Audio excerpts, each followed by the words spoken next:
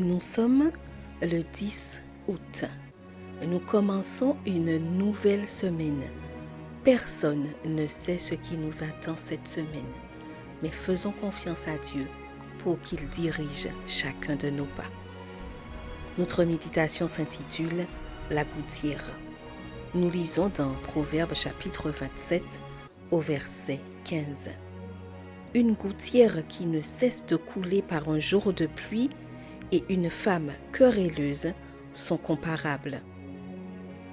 À l'époque où le roi Salomon a écrit le livre des Proverbes, les maisons étaient généralement faites en boue et avaient comme toit des planches de bois recouvertes d'un mélange de terre.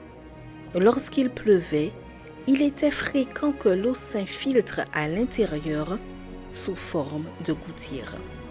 C'est récemment que j'ai compris ce que Salomon entendait par la comparaison entre une gouttière et une femme belliqueuse ou querelleuse ou perturbatrice qui rouspète pour tout.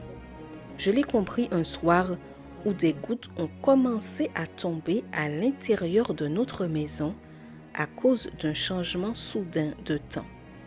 Au début, ce n'était pas dérangeant, mais au bout d'un moment, nous n'arrivions plus à dormir tellement le bruit des gouttes tombant sur le sol était devenu agaçant. Ça y est, ai-je pensé, je comprends maintenant ce que c'est que d'être une femme gouttière. Suis-je une femme gouttière? J'aimerais que nous nous posions cette question aujourd'hui. Peut-être l'avons-nous été à un moment ou à un autre en nous plaignant constamment, ou lorsque nous avons attendu que le père de nos enfants arrive pour reprendre les enfants au lieu de les punir nous-mêmes, ou lorsque nous exigeons de nos maris plus qu'ils ne peuvent nous donner sur le plan matériel, ou lorsque nous sommes de mauvaise humeur ou que nous relevons sans cesse leurs erreurs.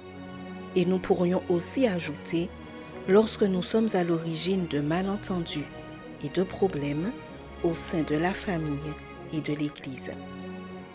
Dans ces circonstances, tournons-nous vers les merveilleux conseils des Saintes Écritures concernant nos actions en tant qu'épouses. Bien sûr, il y a aussi des conseils pour les maris, mais ce n'est pas le sujet qui nous préoccupe. En voici 3.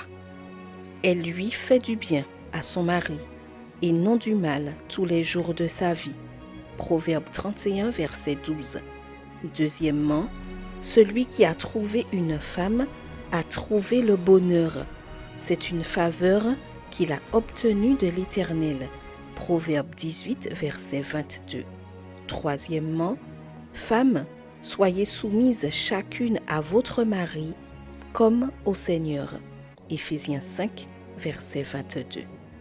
Cher ami, je ne sais pas quel problème est devenu une gouttière gênante dans ton foyer, mais la bonne nouvelle est que Jésus peut réparer la brèche où se sont infiltrés la discorde et les sentiments négatifs envers le conjoint, les enfants, les amis, les collègues de travail ou les frères et sœurs de l'Église. Dieu peut faire de toi une personne convertie selon son propre cœur. N'oublie pas que le mariage est une institution d'origine divine et qu'il est aussi sacré que le sabbat. Préservons dans nos foyers le caractère sacré du mariage. Post-scriptum, heureuse d'être une épouse. Je te souhaite une excellente journée sous le regard béni du Seigneur.